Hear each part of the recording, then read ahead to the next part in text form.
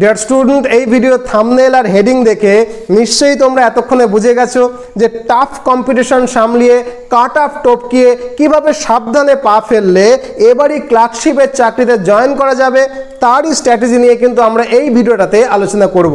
কিন্তু স্ট্র্যাটেজি শুরু করার আগে দুজন বিখ্যাত মানুষের, দুজন বিচক্ষণ মানুষের ব্যক্তিগত স্তরের কিছু স্ট্র্যাটেজির কথা বলবো। প্রথমজন হলেন শচীন তেন্ডুলকর, বিচক্ষণ এবং বিখ্যাত ক্রিকেটার, আর দ্বিতীয়জন হলেন মমতা বন্দ্যোপাধ্যায়, একজন বিচক্ষণ রাজনীতিবিদ। দেখো, আমাদের সময় যারা শচীন তেন্ডুলকরের খেলা দেখতো তারা জানেন যে ক্রিকেট খেলার সময় যখন শচীন তেন্ডুলকরের দুটো রান নেওয়ার প্রয়োজন হতো তখন তিনি প্রথম রানটা যতটা দ্রুত সম্ভব নিয়ে নিতেন যাতে করে দ্বিতীয় রানটা নেওয়ার সময় অনায়াসে আরাম করে তিনি নিতে পারতেন।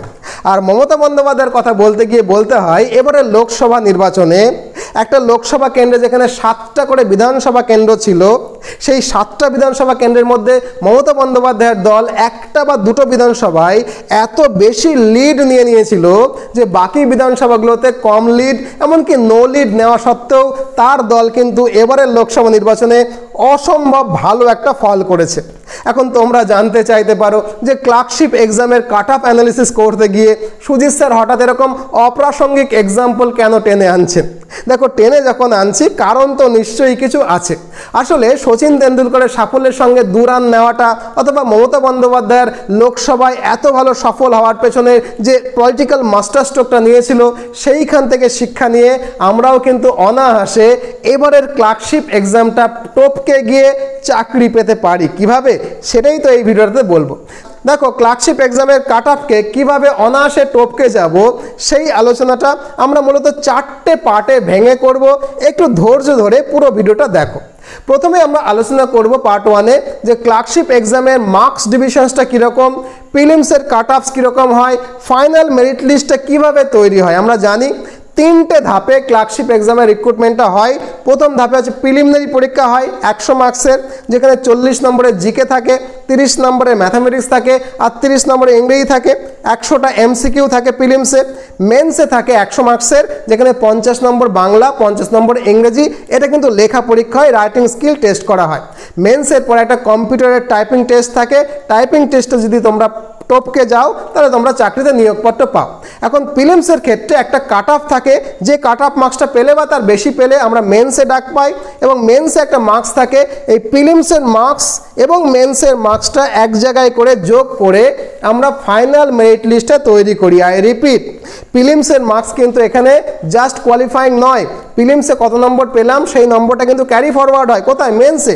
প্রিলিমসের প্রাপ্ত মার্কস এবং মেন্সের প্রাপ্ত মার্কস দুটো যোগ করে গিয়ে আমরা যে নম্বর পাই তার বেসিসে কিন্তু ফাইনাল মেরিট লিস্টটা তৈরি হয়। এখন গতবার মানে 2019 সালে যখন ক্লার্কশিপ এক্সামটা হয়েছিল, রিক্রুটমেন্টটা হয়েছিল, তার পিকচারটা কীরকম ছিল একটু জানতে হবে। দেখো, 2019 সালে টোটাল ফর্ম ফিল আপ হয়েছিল 7,48,472। আমার কাছে কিন্তু পুরো ডেটা আছে। ভ্যাকান্সি ছিল কত? 7,227টা। যদিও 7 লক্ষ 7.5 লক্ষ ফর্ম ফিল আপ করেছিল বটে, কিন্তু পরীক্ষা দিয়েছিল কত জানো? পরীক্ষা দিয়েছিল 4,26,011 জন, মানে 4.5 লক্ষ মতো। 3 লক্ষ প্রায় পরীক্ষাই দেয়নি। এই যে 4.5 লক্ষ মতো পরীক্ষা দিল, পাস করেছিল প্রিলিমসে কতজন? মানে প্রিলিমস পাস করে মেন্সে কতজন ডাক পেয়েছিল? প্রিলিমসের কাট অফ কতজন পেরিয়েছিল জানো? 66,492 জন, মানে 66,492 জন মেন্সে বসেছিল। এবং মেন্সের কাট অফ টপকে যারা টাইপিং টেস্টে ডাক পেয়েছিল তাদের সংখ্যাটা কত? 9,693 জন, মানে 9,693 জন মেন্সে টপকে গিয়ে টাইপিং টেস্টে ডাক পেয়েছিল। ফাইনালি চাকরি পেয়েছিল কতজন? যে কারণ ভ্যাকান্সি ছিল 7,227 জন। এই পরিসংখ্যানটা কিন্তু আমাদের একটু ভালো করে বুঝতে হবে যে গতবার এই পরিসংখ্যানটা ছিল। এবার আমরা আরেকটা পরিসংখ্যানটা নেব, কাট অফটা কীরকম ছিল গতবার। আমি কাট অফ কিন্তু প্রিলিমসের বলবো, ফাইনাল মেরিট লিস্টটা বলবো এবং তাদের ডিফারেন্সটাও বলবো কেন দরকার আছে। দেখো, গতবার মানে 2019 সালের জেনারেলদের প্রিলিমসের কাট অফ ছিল 65, যেখানে ফাইনাল মেরিট লিস্টটা হয়েছিল 200-র মধ্যে 137-এ। মানে প্রিলিমসে 100-র মধ্যে 65 পেলে তবেই মেন্সে ডাক পেয়েছিল। আর ফাইনাল মেরিট লিস্ট যেহেতু 200-র মধ্যে হয়, প্রিলিমসের 100 মার্কসে কত মার্কস, ফাইনালে মেন্সে 100 মানের মধ্যে কত পেলে? এই 200-র মধ্যে আউট অফ 200 137 পেলে কিন্তু তা আমার ফাইনাল মেরিট লিস্টে টপকানো গেছিল। সেক্ষেত্রে একটু ডিফারেন্সটা খেয়াল করো, ডিফারেন্সটা কিন্তু 72 মতো হচ্ছে। পরে বলছি কেন ডিফারেন্সটা হিসেব করব। ওবিসি বির ক্ষেত্রে প্রিলিমসের কাট অফ ছিল 56.33, যেখানে ফাইনাল মেরিট লিস্টের কাট অফ ছিল 130.67। এখানেও ডিফারেন্সটা একটু খেয়াল করো, 74 মতো। ওবিসি এর প্রিলিমসের কাট অফ ছিল 43 আর ফাইনাল মেরিট লিস্টে হয়েছিল 121.67। এখানেও ডিফারেন্সটা কিন্তু মোটামুটি 78। এসসিদের ক্ষেত্রে প্রিলিমসের কাট অফ ছিল 48.67, ফাইনাল মেরিট হয়েছিল কিন্তু এখানেও 123.67, ডিফারেন্স কিন্তু সেই 75 মতো। আর এসটিদের ক্ষেত্রে প্রিলিমসের কাট অফ হয়েছিল 29.67, ফাইনাল মেরিটটা হয়েছিল 97.67, ডিফারেন্সটা কিন্তু এখানে 68 মতো। প্রত্যেকটা ক্ষেত্রেই কিন্তু দেখা যাচ্ছে ডিফারেন্স কিন্তু 70-এর ওপরে। তার মানে প্রিলিমসটা যারা একেবারে টাইটুই করে একটুখানির জন্য টপকে গেছিল, তারা কিন্তু মেন্সে নম্বর ক্যারি করে চাকরিটা পায়নি বললেই চলে। প্রিলিমসে যারা অনেকখানি মার্কস ক্যারি করে ফেলেছিল, তারা কিন্তু মেন্সে গিয়ে যে নম্বরই পাক না কেন চাকরিটা পেয়েছে, কারণ দুটো যোগ করে হয়েছে। তো 100-এর মধ্যে লেখা পরীক্ষায় 70-72 ক্যারি করাটা একটু ডিফিকাল্ট। মানে এই পিকচারটা থেকে বোঝা যাচ্ছে প্রিলিমসের এমসিকিউ যদি আমরা বেশি নম্বর তুলে না ফেলতে পারি, তাহলে মেন্সের লেখা পরীক্ষায় 100-এর মধ্যে 70% মার্কস সাহিত্যে পাওয়া কিন্তু অসম্ভব ব্যাপার। এই পিকচারটা থেকে কিন্তু এটা বোঝা গেল যে প্রিলিমসে আমার বেশি মার্কস ক্যারি করলেই কিন্তু তারা গিয়ে মেন্সে চাকরি পেয়েছে। লেখা পরীক্ষায় 70% মার্কস সাহিত্যের ক্ষেত্রে তোলা কিন্তু চারটিখানিক ব্যাপার নয়।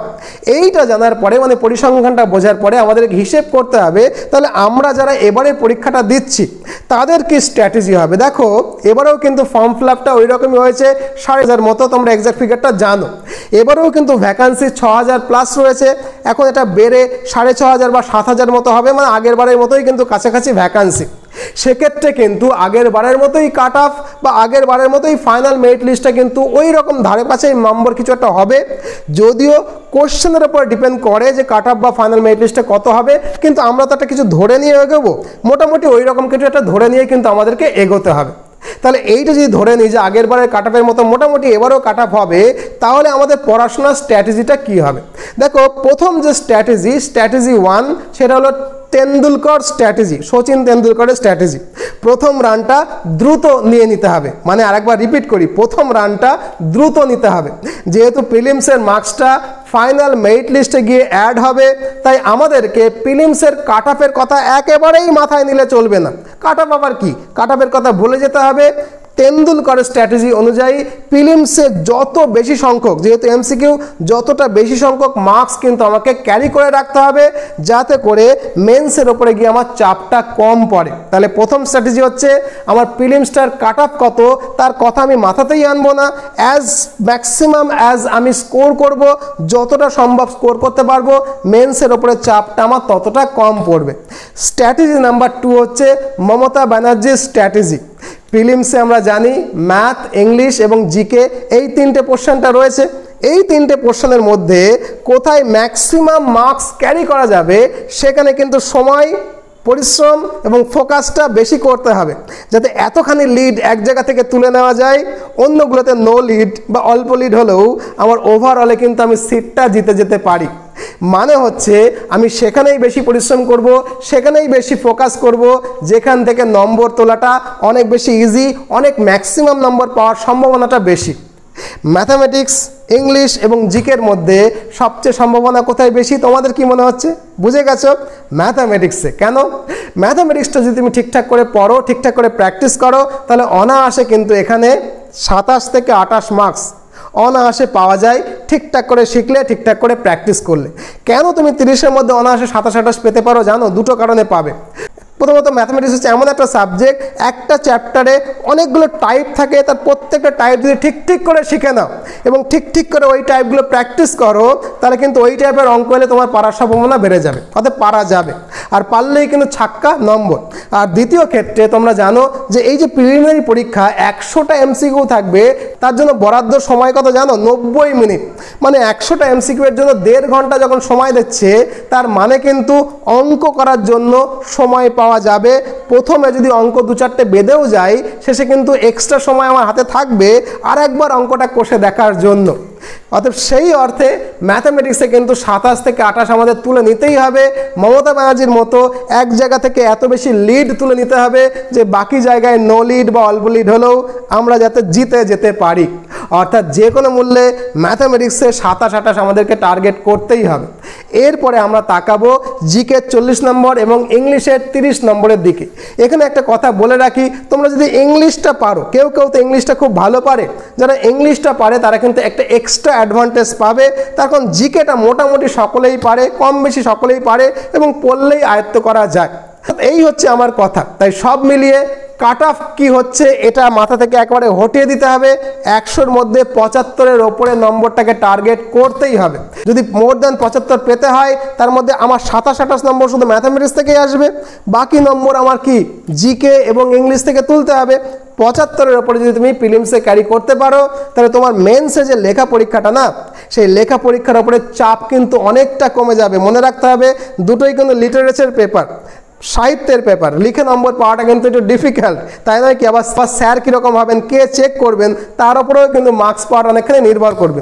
সেই জন্য তেন্ডুলকরের মতো প্রথম রানটা আমার যত বেশি সম্ভব তাড়াতাড়ি নিয়ে নিতে হবে, যাতে করে দ্বিতীয় রানের ওপরে চাপটা কম পারে। এই দুটো স্ট্র্যাটেজি যদি তোমরা ঠিক করে ফলো করতে পারো, তোমাদের প্রিপারেশনে ইমপ্লিমেন্ট করতে পারো, তাহলে আমি কিন্তু বলে দিচ্ছি এবারে প্রিলিমস মেন্স টপকে গিয়ে, টাইপিং টেস্ট টপকে গিয়ে তোমরা অনায়াসে চাকরিতে জয়েন করতেই পারো। যদি মনে হয় তা সত্ত্বেও তোমাদের একটু কিন্তু আছে, একটু গাইডেন্স লাগবে, তাহলে সেক্ষেত্রে তোমরা আমার গাইডেন্সও নিতে পারো, আমার আন্ডারেও তোমাদের প্রিপারেশন শুরু করতে পারো। তোমরা জানো আমাদের কাছে ক্লার্কশিপ এবং মিসলেনিয়াসের একটা কম্বাইন্ড কোর্স আছে, যেখানে 10 জন টিচার রেকর্ডেড ভিডিও ক্লাসের থ্রুতে পড়াচ্ছেন।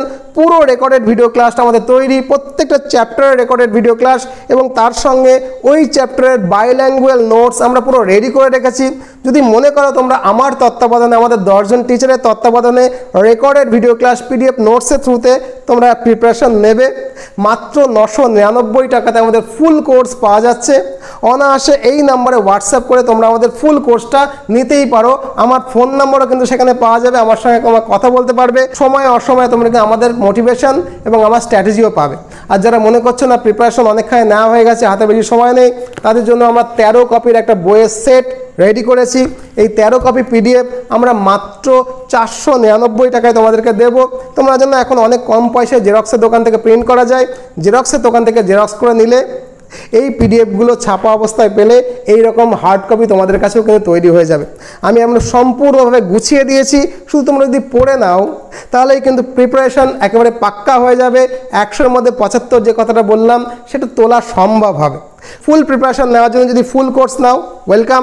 যদি একান্ত না পারো, এই 13 কপি যে পিডিএফ বই সেটা তোমরা সংগ্রহ করে নিয়ে প্রিপারেশন শুরু করতে পারো। ভালো থাকো, নতুন ভিডিও নিয়ে আবার খুব শীঘ্রই দেখা হবে। আশীর্বাদ নিও।